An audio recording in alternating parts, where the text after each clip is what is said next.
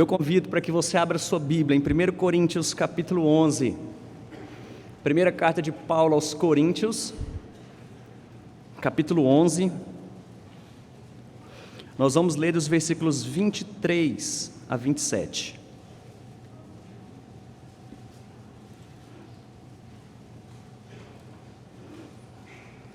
1 Coríntios capítulo 11,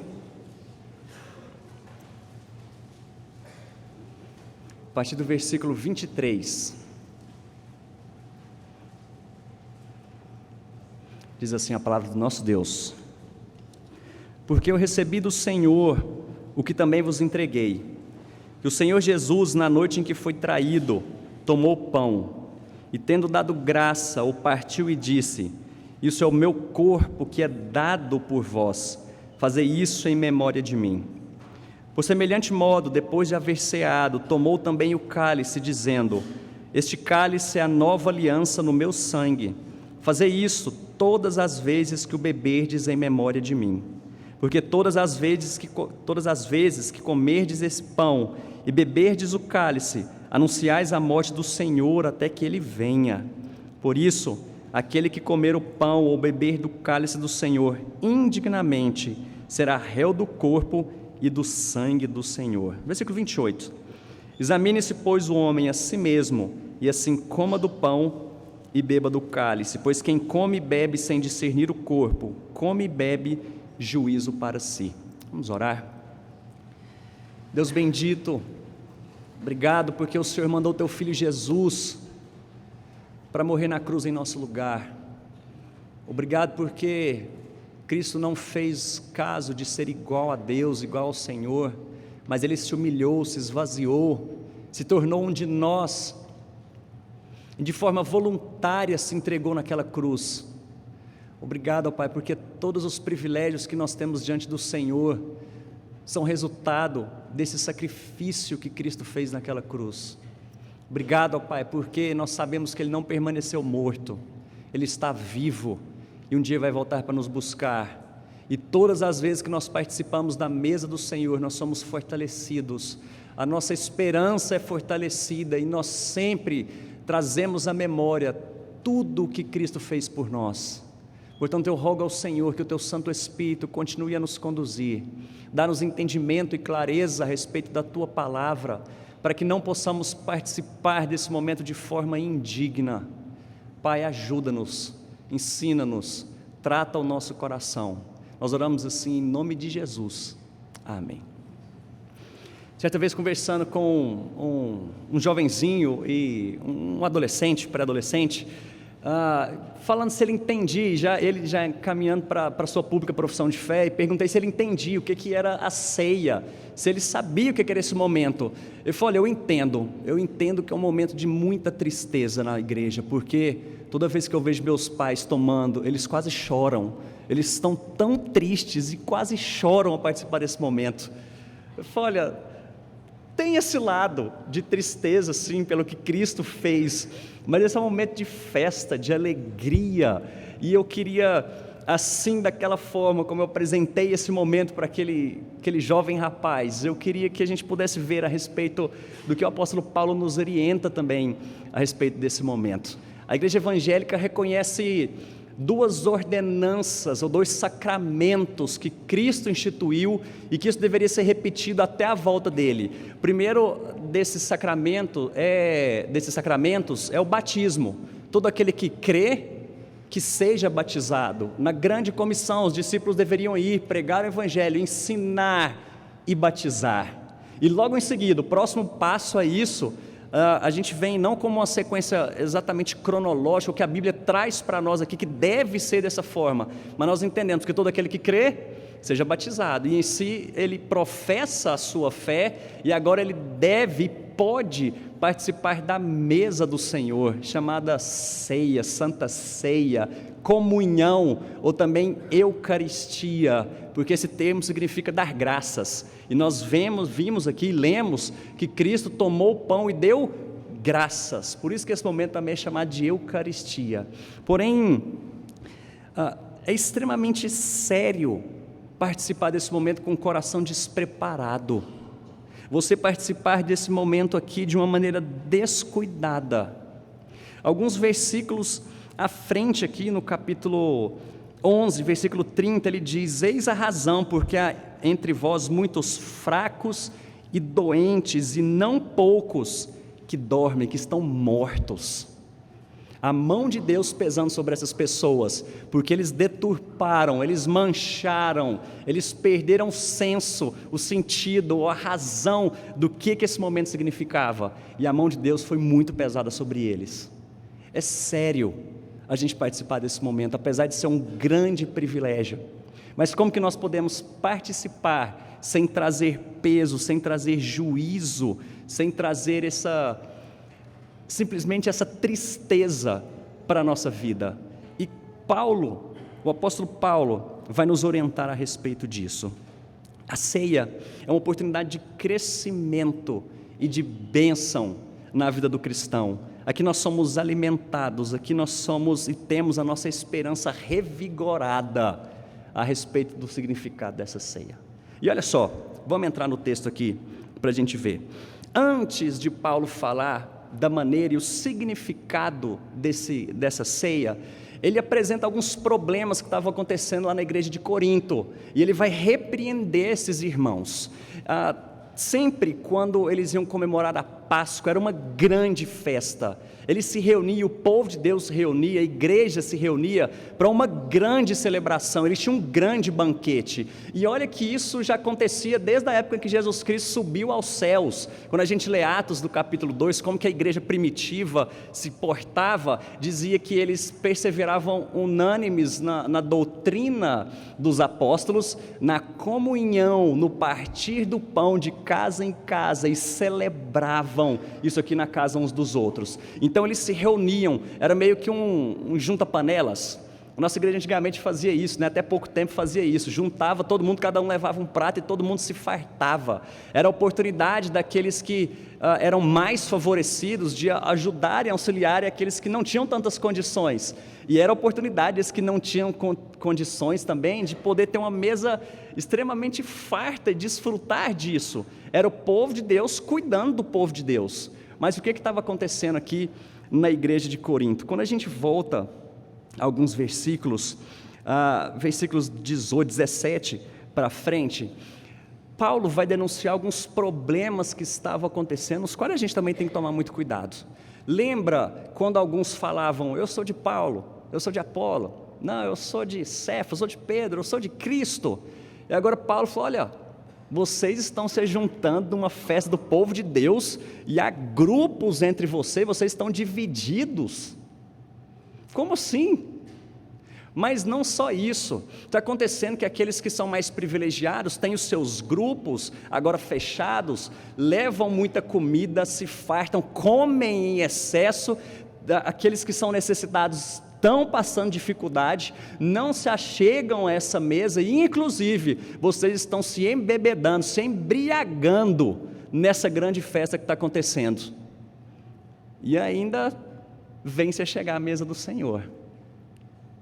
Era gente que fazia acepção de pessoas, era gente com o coração completamente despreparado.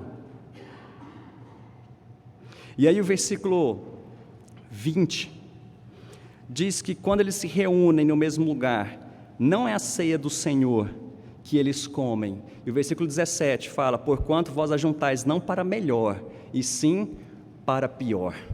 Nessas condições, uma igreja dividida, um coração despreparado, quando se achega à mesa do Senhor, agora Paulo está falando: você saia pior do que você veio, porque você está cada vez mais distante uns dos outros, e principalmente distante de Deus.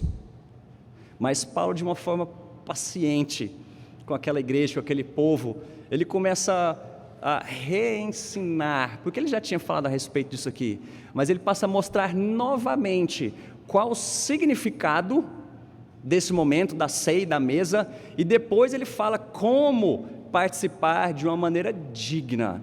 Então ele começa aqui para nós, mostrando o significado, em primeiro lugar, a respeito da ceia do Senhor. Ele diz, versículo 23, já entrando no texto que nós lemos, e aqui nós temos alguns detalhes interessantes, porque ele diz: porque eu recebi do Senhor o que também vos entreguei. Não se sabe exatamente como que o apóstolo Paulo recebeu isso daqui. Se foi pelas revelações que ele teve, quando ele fala isso para nós também, ainda em 1 Coríntios, de algumas revelações que ele teve do próprio Senhor Jesus, de coisas que ele teve que contar diretamente, ou se foi através de uma tradição oral, de pessoas que contaram para ele. Mas Paulo introduz esse momento aqui dizendo, porque eu recebi do Senhor o que também vos entreguei, porque ele está falando a respeito da autoridade desse discurso dele, não nele mesmo, mas ele está dizendo, porque o que Cristo disse, o Senhor disse, é isso que eu estou entregando para vocês. E quando a gente olha nos evangelhos sinóticos, os 3 primeiros evangelhos, nós vemos o discurso de Paulo extremamente semelhante, inclusive algumas palavras idênticas, iguais ao que os outros apóstolos disseram. Então ele começa dizendo aqui, eu recebi do Senhor e vos entrego, pode confiar, porque o que eu estou falando aqui para vocês vem do Senhor, não é coisa que eu estou inventando não. Pode confiar aqui que o que eu recebi do Senhor, agora eu vou entregar para vocês. E aí ele começa o discurso. Na noite em que Jesus foi traído, tomou o pão. Ele começa já ensinando para nós o que significa isso. Na noite em que Jesus foi traído, ele tomou o pão. Olha só, 2 coisas completamente diferentes acontecendo no mesmo cenário com Jesus Cristo. Agora volta lá para aquela mesa da última ceia, em que Jesus está com seus discípulos. O que aconteceu naquela noite? Jesus foi traído. Mas o que Jesus estava fazendo exatamente naquele momento? Conquistando o seu povo, através do sacrifício que ele faria naquela cruz. Poucos momentos depois, ele foi entregue no madeiro. E enquanto Judas, e na verdade Satanás, por trás de tudo isso, planejando como tirar a vida de Jesus, Cristo já tinha planejado como ele entregaria a sua vida pelo seu povo. Jesus não foi pego de surpresa, não. Mas o texto diz aqui, naquele momento em que Jesus foi traído, o maior símbolo, o maior evento que Cristo fez e passou, e foi o que aconteceu na vida dele, por causa da igreja, foi exatamente isso que aconteceu. Ele entregou a sua vida, no momento em que ele foi traído. E o texto então nos diz, nesse momento, ele tomou o pão, tendo dado graças, o partiu e disse, isso é o meu corpo que é dado por vós. E eu quero que a gente possa discorrer cada um desses detalhes desse texto aqui. Ele diz, pegou o pão, deu graças e disse, isso é o meu corpo. Claro que Cristo já tinha ensinado antes que ele era o pão da vida, ele é a porta, ele é o bom pastor, ele é a água da vida, de uma maneira simbólica. E o que Jesus está dizendo aqui, pegando aquele pão, dizendo esse é o meu corpo, não era literalmente aquele pão sendo transformado, ou que ele carregava características do corpo de Cristo, mas ele representava o que Cristo ia fazer naquele madeiro. E isso que eu estou falando para vocês é que Cristo disse, foi tema de uma grande controvérsia que houve no século XVI. Foi um grande debate que houve inclusive entre os reformadores. Não foi gente de fora, foi gente de dentro que começou a interpretar isso aqui e falou, olha, o que Jesus está querendo dizer a respeito desse, isto é o meu corpo. Isso precisa ficar claro para nós, porque chegou Lutero, entendendo essas palavras, sendo um pouco mais literal, ele não entendia que esses elementos se transformavam no corpo de Cristo, que você estava comendo o corpo de Cristo, mas Lutero entendia que de alguma forma Cristo estava naquilo de forma real, física, de uma forma física. Então, vem depois dele um outro reformador, chamado Zwingli, ele falou, gente, não tem lógica, não tem como Cristo estar presente de forma real e física nesse pão, ele estando junto com o pão. Quando você come, aquilo é um elemento, mas Cristo vem junto com aquilo te alimentando, porque se Cristo está naquele pão, não tem como ele estar no céu, corporalmente, apesar de nós entendermos a onipresença de Deus, mas a sua fisicalidade, isso era impossível. Então Zwingli fala, olha, não tem nada a ver com Jesus presente aqui, isso aqui simplesmente é um memorial, Nós simplesmente lembramos. Quando Jesus fala, isso é meu corpo, comei e fazer isso em memória, nós simplesmente lembramos. E Jesus de nenhuma forma está presente aqui nesse momento. Mas então chega Calvino, que nos dá uma grande luz a respeito disso. Ele fala, olha, isso que vocês estão falando aí não tem a ver com o texto bíblico, nós estamos simplesmente dizendo a respeito de uma linguagem figurada, de que Jesus está dizendo, isso é meu corpo, ele significa, e quando nós ingerimos esse pão, não existe nada mágico, não existe transformação no corpo, mas porque nós já estamos unidos a Cristo, isso aqui significa simplesmente a comunhão que nós temos com o nosso Senhor Jesus Cristo. Quando nós nos alimentamos desse pão, nós sabemos que Cristo está presente aqui de uma forma espiritual e real, nos alimentando. Ele está conosco aqui.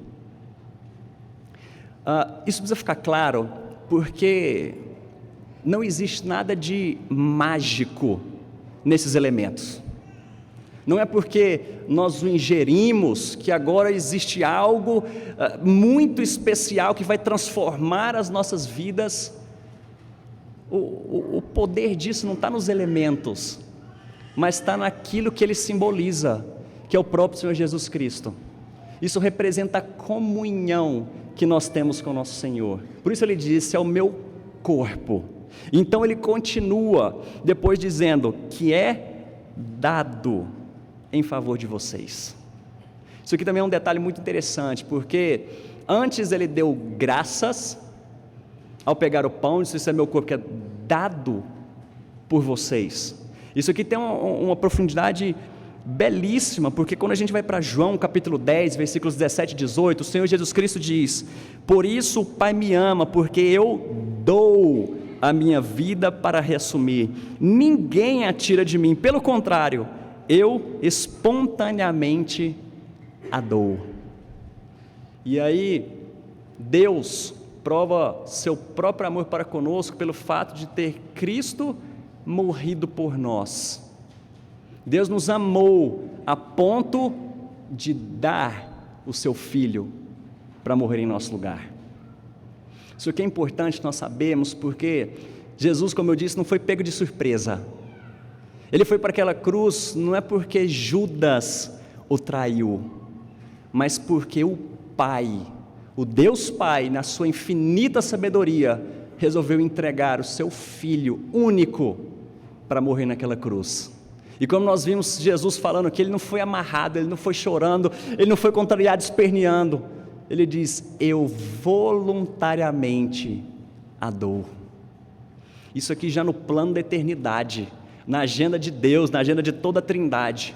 O Pai chegou para o Filho e disse, Filho, eu vou te dar, eu vou te entregar para morrer no lugar de alguns inimigos meus, mas eu vou comprá-los, e você é o preço. Jesus vira para o Pai então e diz, o Filho vira para o Pai e diz, tudo bem, eu vou, de forma voluntária. Jesus não foi obrigado a estar naquela cruz, não foi Satanás que bolou um plano mirabolante, pelo contrário, o próprio apóstolo Paulo diz que se Satanás tivesse noção do que aquela cruz significaria para o povo de Deus, eu creio que ele jamais teria planejado a morte de Cristo.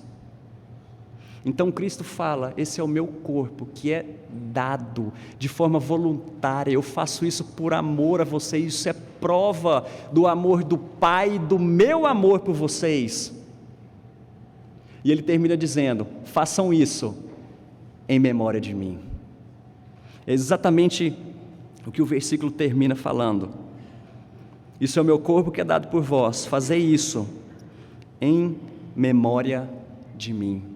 Portanto, todas as vezes que nós participamos desse momento, do pão, que nós partilhamos juntos, isso vem à nossa memória, não é simplesmente um memorial, mas nós sabemos que Cristo em comunhão conosco nos alimenta, nos fortalece, mas nós trazemos à memória tudo aquilo que foi conquistado por nós na cruz. Foi por essa cruz que nós fomos salvos, fomos libertos, foi esse sacrifício expiatório no nosso lugar, sacrifício que jamais nós poderíamos pagar por conta dos nossos pecados. Aquela pena que estava sobre o seu nome, sobre o meu nome, agora ela foi rasgada, porque Cristo cumpriu em nosso lugar naquela cruz. Esse é o corpo que foi dado. Portanto, ele diz: façam isso em memória de mim. Sempre que nós participamos, essas coisas vêm à nossa mente. Cristo já conquistou tudo por nós naquela cruz. Ele é o Cordeiro perfeito, aquele sem mácula, sem mancha, sem defeito algum. É esse Cristo que deu a vida dele por você. Mas logo em seguida, ele diz aqui, versículo 25: por semelhante modo, depois de haver ceado, lembre que ele estava numa mesa muito farta, após haver ceado, tomou também o cálice, dizendo: este cálice é a nova aliança no meu sangue. E aí ele repete a ordenança de antes: fazer isso todas as vezes que o beberdes em memória de mim. Mais um significado muito profundo e importante para nós. Ele pega o cálice então e diz: esse é o cálice da nova aliança. Hoje de manhã nós falamos a respeito de uma sala de escola dominical cujo tema é aliança. E é exatamente para entender de uma forma pormenorizada, bem profunda, o que significa essa aliança que Deus fez com o seu povo. E Jesus Cristo agora vai falar: essa é a nova aliança. Essa história de aliança, ou de pacto, que a gente chama também, começou lá no Jardim do Éden, quando Deus falou para o homem: olha, você não pode comer daquela árvore ali, porque senão você vai se tornar conhecedor do mal e da morte. De alguma forma, Adão sabia o que era morte, e ali Deus faz uma aliança e um pacto com ele. Não é algo, uma aliança bilateral, em que o homem fala: olha, eu estou com o Senhor aqui, Deus. Deus simplesmente chega para ele e fala: eu vou cumprir a minha parte, porque eu sou Deus. O que eu espero de você é obediência. Obedeça, viva. Desobedece, você vai saber o que é morte. Então o homem desobedece. Ele passa agora a ser conhecedor de uma forma mais explícita o que seria a morte. Vem Noé, vem Davi, Deus sempre reafirmando o seu pacto. Agora, olha, óbvio que dentro do plano soberano e eterno de Deus, agora chega o filho, fala: chega disso. Tem que haver alguém que vai pagar, o homem desobedeceu, é a morte, tem que haver derramamento de sangue. Ele pega o cálice, esse é o sangue da nova aliança. Precisa de um sacrifício perfeito, precisa de obediência perfeita. Eu vou me entregar naquela cruz. Quando a gente vê esse cálice, participa disso, também nós trazemos isso na memória. Fala: façam isso todas as vezes em memória de mim. Lembre-se do pacto de Deus com o seu povo. Ele é fiel. Aquilo que ele começou lá atrás, ele vai completar para a honra e para a glória dele. E isso tudo foi realizado naquela cruz. Então, todas as vezes que nós participamos, nós olhamos para trás, nós resgatamos na memória tudo isso que Cristo conquistou por nós. Lembramos do pacto de Deus, da fidelidade dele também. Mas versículo 26 agora nos faz olhar para frente, e isso que renova a nossa esperança também, porque ele diz: porque todas as vezes que comerdes esse pão e beberdes o cálice, anunciais a morte do Senhor até que ele venha. Ao participarmos desse momento, nós não só trazemos na memória aquilo que já aconteceu, mas nós lembramos que Jesus vai voltar.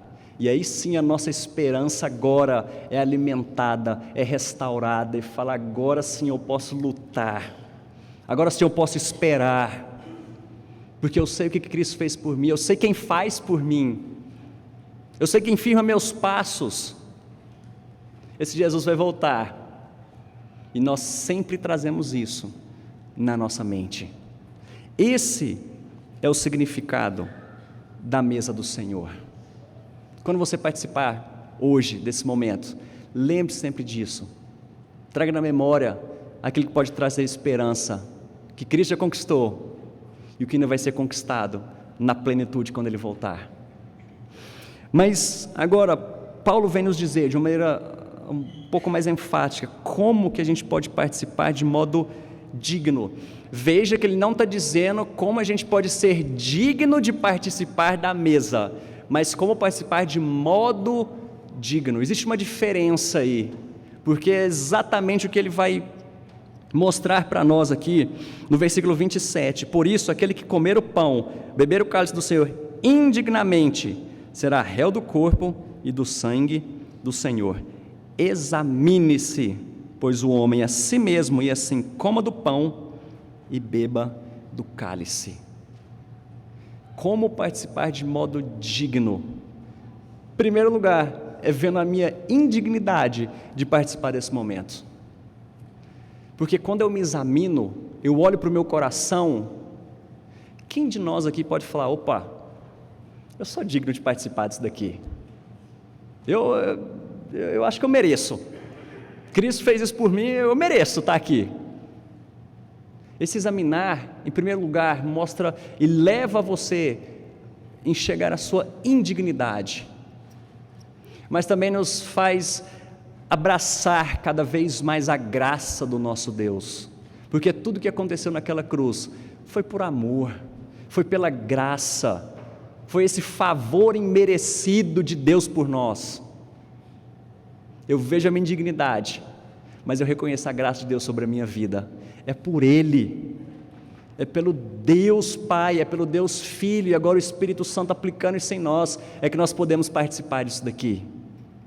Mas o examinar-se a si mesmo também nos traz a ideia de olhar para o nosso coração diante dos nossos pecados, não só para reconhecer a nossa indignidade, mas reconhecer caminhos que precisam ser mudados. Porque o que Paulo estava fazendo aqui com aquele povo era denunciando exatamente o pecado daquele povo. Olha a forma como vocês estão participando disso daqui. É interessante aqui que no versículo 22 ele fala: que vos direi? Eu não sei nem o que falar para vocês aqui. Tamanha vergonha que vocês estão proporcionando aqui para a mesa do Senhor. É o momento da gente olhar para o nosso próprio coração, não é olhar para o lado. Falei, esse irmãozinho aqui, não sei não, viu? Está participando aqui, mas não sei se poderia não. É o momento de olhar para dentro. E aí ele diz: examine o seu coração, examine a si mesmo e assim coma e beba do cálice. Eu sei que vocês já devem estar cansados de ouvir falar a respeito disso aqui, porque fala examine-se e coma. Ele não está dizendo examine-se, veja a sua indignidade e se afaste da mesa, porque exatamente nesse momento, quando eu vejo os meus pecados, vejo as minhas falhas, as minhas fraquezas, é que eu devo participar desse momento, falando: Deus, tem misericórdia, eu não sou digno, eu não consigo, mas é pela graça do Senhor, e isso deve trazer no nosso coração arrependimento, porque a cruz de Cristo exige de nós, a fé que Deus exige de nós envolve arrependimento. Não é simplesmente falar: poxa, eu sou um pecador, eu realmente sou miserável mesmo, e vou participar, porque eu tenho que examinar, não é isso não. Paulo está falando: examine-se, tem coisa que precisa ser mudada, assuma um compromisso diante de Deus, e assim participe. Lembre-se do que Cristo fez por você naquela cruz, mas abrace a graça do nosso Deus, reconhecendo que é pelo poder dEle que nós podemos vencer isso, é pelo poder dEle que nós podemos caminhar. Mas muda de atitude, meu irmão, porque aquele que toma de forma indigna vai ser réu do corpo e do sangue. Esse é um momento muito sério, como eu disse, para aqueles que não assumem uma postura de santidade assim como Deus requer, como filho, andando na presença dEle. Mas é um momento de grande alegria, porque eu sei o que Cristo conquistou por mim naquela cruz. Que a gente possa celebrar esse momento realmente com alegria. Certa vez, também, falando a respeito do momento de ceia, uma banda tinha tocado, isso não aconteceu aqui não, uma banda tinha tocado uma música muito alegre, falando a respeito de Cristo, do Cordeiro, e aí uma irmãzinha chegou para a banda e falou: olha, vocês não façam isso mais não, porque ceia é um momento que a gente tem que, é de contrição, a gente tem que ficar triste pelo que Jesus fez. Aí eu ouvi aquilo, aí eu não consegui me segurar, eu tive que ir lá, falei, irmã, a gente tem que cantar e buscar alegre mesmo, porque agora Cristo está nos fortalecendo, e eu sei que Ele vai voltar para me buscar, e eu preciso de força, eu preciso da graça de Deus para resistir, para caminhar, para lutar, para permanecer em pé nos caminhos dEle, e é nesse momento que a gente é fortalecido, pela graça dEle, que a gente possa participar desse momento, arrependendo dos pecados, assumindo postura de santidade, discernindo o corpo, sabendo quem Cristo é, o Cordeiro, o meu Salvador, o Filho de Deus, aquele que é o caminho, a verdade e a vida, que ninguém vai ao Pai se não for por Ele. Talvez você está aqui conosco nessa noite e ainda não reconheceu Cristo como seu Senhor. Eu quero que você também examine o seu coração. Esse é o convite que Cristo faz para você nessa noite. Entregue a sua vida a Ele. Confie nesse sacrifício, porque um dia Ele vai voltar para julgar a cada um de nós. Eu espero que você esteja em pé diante dEle. Se você já crê nessa verdade, mas por algum motivo tem se esquecido da cruz de Cristo, ou então, como Paulo diz aqui, que todas as vezes que a gente toma isso daqui, a gente anuncia a morte do Senhor, e você tem esquecido de anunciar quem Cristo é através das suas atitudes, assuma um compromisso diante dEle,